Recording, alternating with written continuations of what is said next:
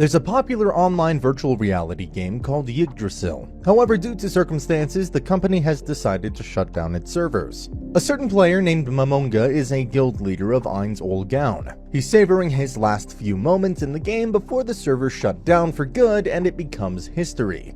The only other guild member is his dear friend Hiro, who was also inside the game. But he says his goodbyes to Mamonga and logs out, hence in turn leaving Mamonga as the only member of the guild still in the game. He loiters around, sits on the throne, and even messes up the settings of a prominent NPC named Albedo, because who even cares at this point? Albedo becomes a woman in love and gets obscenely obsessed with Mamonga from here on out. And this is where things have taken an interesting turn. Even after the time has passed and the servers have shut down, he's still in the game, unable to log out. Furthermore, the NPCs have come to life, meaning every single subordinate in their guild territory, aka the Great Tomb of Nazarick, is now a sentient human being. The world of the game has quite literally come to life. Mamonga takes a few moments to fully understand what's going on. He then asks the head butler, Sebes, to survey what's going on outside Nazarick, and sends Albedo to gather the floor guardians. Then at the Grand Arena of Nazarick, he tests the strength of both the 6th floor guardians, Aura and Mare. They're both twins and have to go up against the primal fire elemental which Mamonga summoned to prove their competence.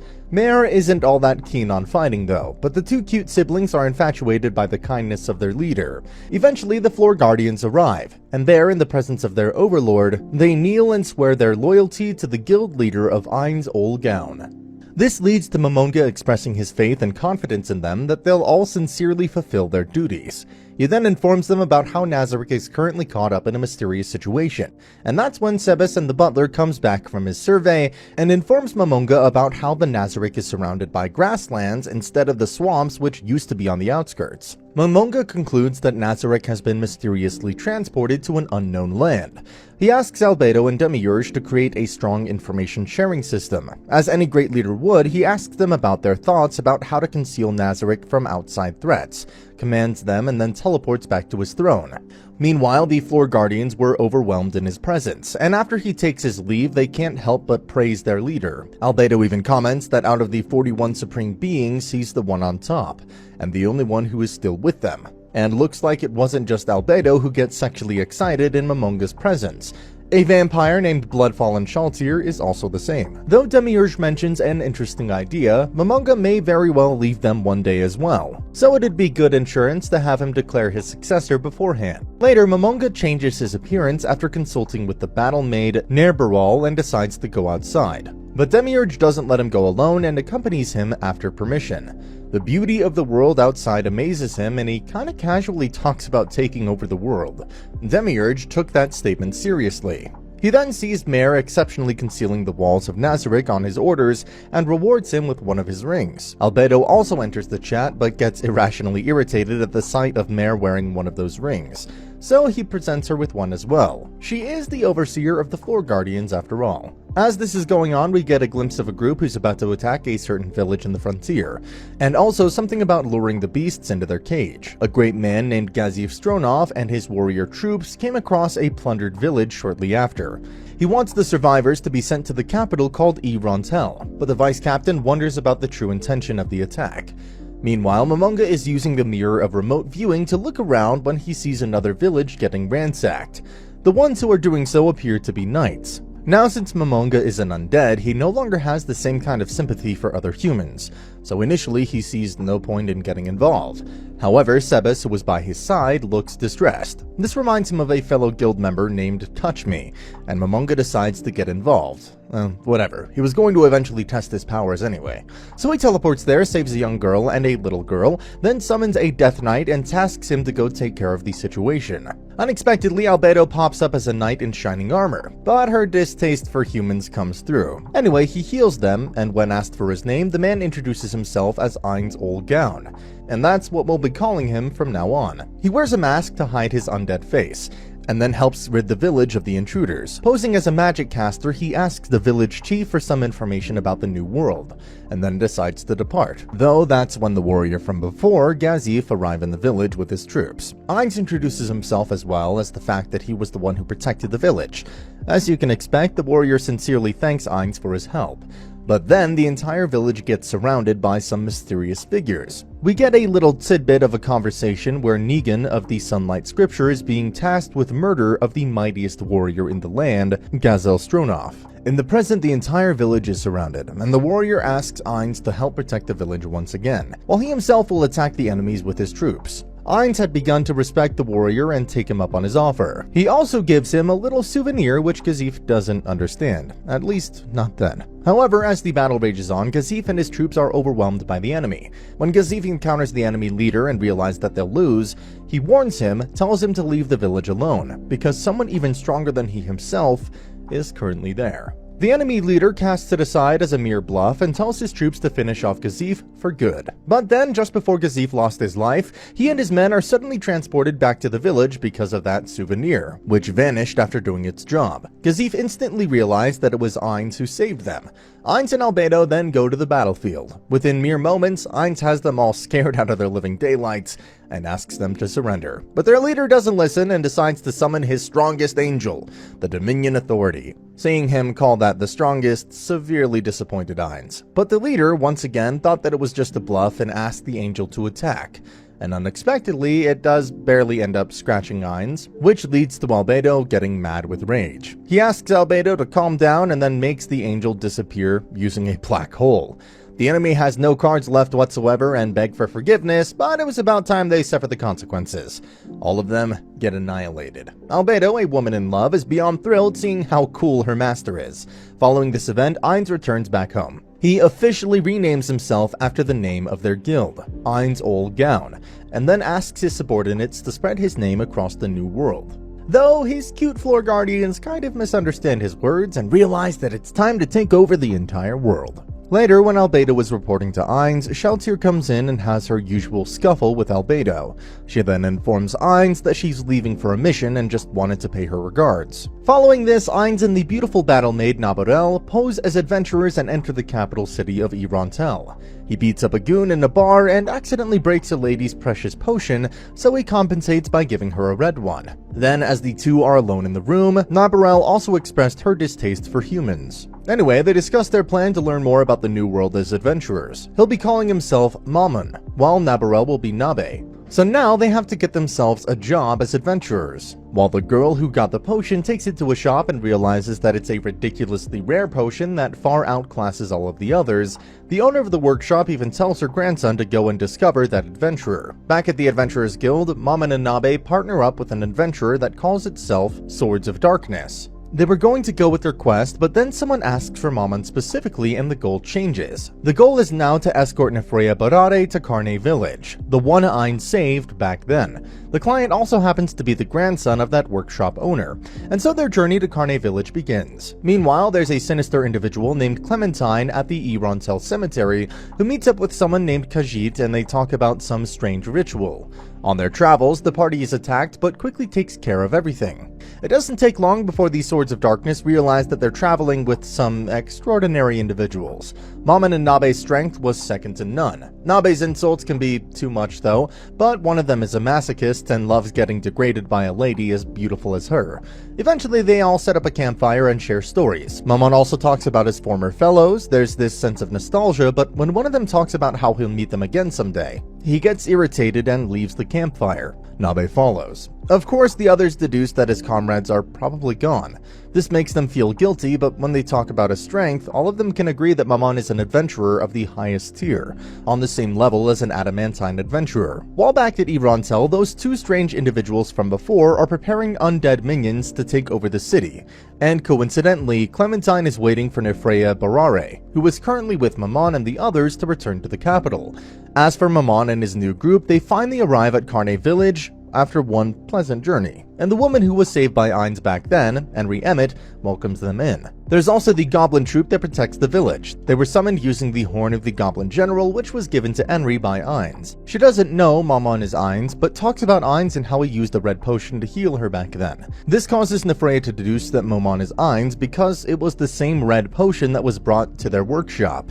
He talks about it to Mamun, although Mamun tells him not to talk about it with anyone else. It's a secret. Soon enough, they start gathering the herbs which Nefreya wanted for their workshop, while Mamun is on his way to make the rumored wise king of the forest his pet. It was easier than it sounded, and Maman was kind of disappointed. Just like that, a monstrous wild hamster is reduced to a humble pet. His name is Hamsuke. Once again, everyone is surprised by what Maman can do. Nefreya wants to join their party, but Maman tells him that there's no need. He'll just keep protecting the Carney village like he has always done though. Following this, there are a few more awkward interactions, but the team finally returns to Irantel. While the Swords of Darkness help with the herbs at the workshop, Maman and Nabe go and register Hamsuke as a member. But then, unfortunately, Clementine appears at Nefreya's residence in order to abduct him. The Swords of Darkness tries to protect Nefreya, but get brutally killed by her. It's a nightmare. While back at the Adventurers Guild, Nefreya's grandmother guides Maman and Nabe back to their house, only for them to see the dead bodies of their former comrades turned into zombies. Unfortunately, there was nothing he could do, and he had to kill them off to put them out of their misery. Though Maman couldn't help but get to the root of this, he asks the grandmother to hire him so that he and Nabe can go retrieve her grandson for her. And of course, she had no reason to decline. So he asks Nabe to discover his location, and the two find out the existence of a humongous undead army by the cemetery. Maman asks the grandmother to warn everybody about it. That undead army is trying to destroy the gates to the capital so that it can wreak havoc inside. It's a dire situation as the soldiers can't do anything. That is, until Maman and Nabe arrive. They take care of the situation and go to encounter the ringleaders. Maman asks Nabe to take care of Khajiit, while he himself goes up against Clementine. Both of them don't even need to fight seriously. Hamsuke is on standby. Khajiit boasts about how he has absolute resistance up to the 6th tier magic, but gets both himself and his dragon summons absolutely destroyed by Nabe when she uses 7th tier magic.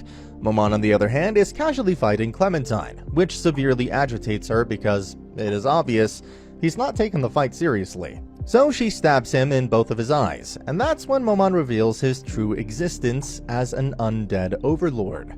He then proceeds to insult the living daylights out of her by making her realize that she was defeated by a magic caster who didn't even use any magic. He crushes her body and brutally murders her. An utterly pathetic death. They rescue Nefreya and destroy the ritual as well. The entire kingdom is saved. When they're both back at the inn, they are promoted, but he's disappointed because they should have at least reached Orcalium rank. But before this conversation could go on, Albedo contacts them and reveals some shocking news. Looks like Shaltir and Bloodfallen have gone rogue. Going back in time, we see Sebas and a beautiful maid named Solution Epsilon, staying at an inn disguised as nobles from the Baharuth Empire. They had a human slave who sold them out to a certain mercenary group. They both then take a carriage ride to rendezvous with Shaltir and her 2 vampire girls. They have a casual conversation about the respective guild members who created them and then Ainz, but a disturbance outside disturbs their ride. It's a group aided by their former human slave.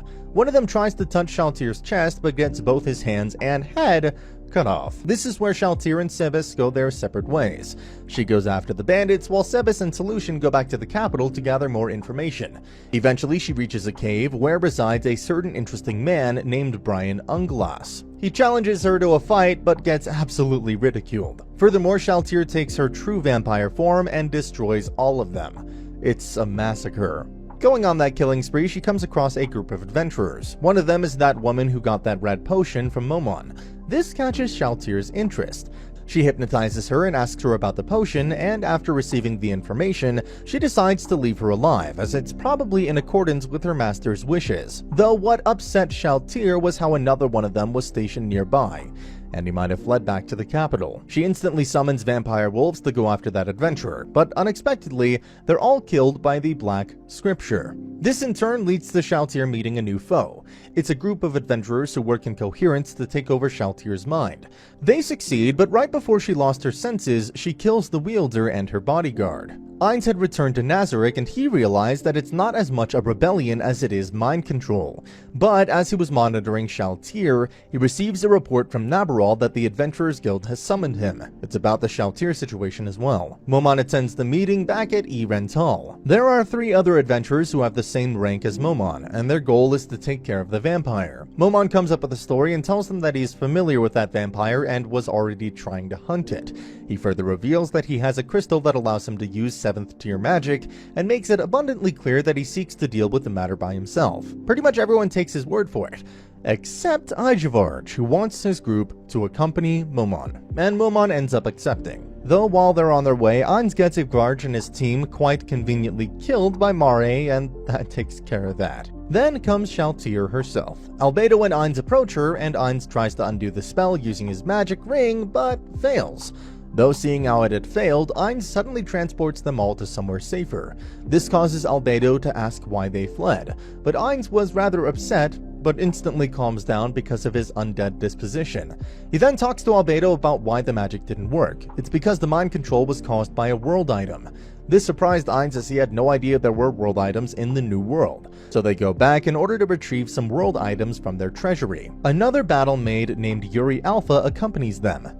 Pandora's actor, the guardian of the treasury, was kind of difficult to communicate with, but he eventually gets the ring of Ain's old gown. Albedo's ring is given in return to Yuri. They then enter the mausoleum where there are golden statues after each supreme being. Ainz was the one who created them as a memorial for their comrades. Following this, he also mentions how one day there will be a statue of him there as well. Albedo gets sentimental as this implied that he'll eventually leave them as well, so she begs him to stay with them forever, but Ainz wasn't making any promises.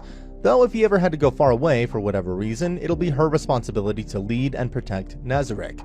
As for Shaltir, he intends to take her on, all by himself. Albedo pleads that he shouldn't go alone, but seeing the determination and how it's his responsibility to take care of his subordinates, Albedo couldn't stop him. So he arrives at the site together with Aura and Mare, and then asks the two siblings to scout the area and make sure no one else gets involved. Both of them get world items. Meanwhile, the shrewdest man in Nazarick, Demiurge, returns to Nazarick. And then, in the presence of Albedo and Cocytus, he asks them about what's going on. He's already got the gist of it because of Albedo's message. The man criticizes Albedo for letting him go alone and how there's a possibility that he might get eliminated. What if it's a trap? So he decides to go after him, but gets stopped by Cocytus, who is tasked with making sure nobody interferes. Back at the site, Ainz approaches Shaltir, who is simply standing in the middle of nowhere. He uses all sorts of enhancement spells there were, and eventually Shaltir uses her Valkyrie armor. The battle begins, and the two don't really hold back, especially Shaltir, who is basically on steroids. Soon enough, she begins to gain the upper hand, but Ainz easily countered everything, until finally she summons Einherjar, a body double, and that increases the scale of her attack. Ainz defeats the double but gets his mana drained. She prepares herself for a final blow and asks Ainz if he has any last words, but the man simply told her that everything is still going according to his plan. The battle then enters its final phase, and with each exchange, Shaltir loses her cool. Eventually, she pierces him with her world item and begins to drain his HP. But as they both hear a beat from Ainz's watch, he declares that the battle is over. Ainz suddenly activates an insanely high-tier magic spell with Shaltir in the center. She wasn't going to just stand by and watch, so she lands a killing blow on Ainz, but gets distracted midway because of a spell from Aura and ends up bearing the full weight of Ainz's attack. Hence, in turn, she begins to fade out of existence after admitting that she lost. Ainz then returns back to Nazarick and makes preparations for a resurrection ritual, and then as the Floor Guardians remain cautious that she still might be under the mind control, Ainz resurrects her. Fortunately, she doesn't have any memories of what happened in the last 5 days, plus her breast pads are also missing. Of course, everyone else was genuinely irritated by her and her priorities. But Ainz couldn't help but feel nostalgic about the entire thing and reminisce about his time with his fellow guild members. He tells them not to worry about anything, and he bears full responsibility of everything that happened. Be that as it may, the very fact that one of them got mind-controlled is a testament to the existence of a foe that poses a threat to Nazarick. Ainz wasn't quite thrilled about it. He tells everyone that they need to strengthen their forces. Albedo reports that there is a great lake wherein lizard men dwell, so what are they going to do about it? Time passes by, Sebas continues his hunt for information, Nabe accompanies Nefreya and his grandmother to the Carne village, and then later, back at the Adventurers Guild, Momon's team, aka Darkness, has finally been promoted to Adamantine, which is the highest rank there is. And that's the end of the video. As always, if you liked what you saw, subscribe to the channel. I'll be uploading a lot of videos just like this, so I'll see you at the next one.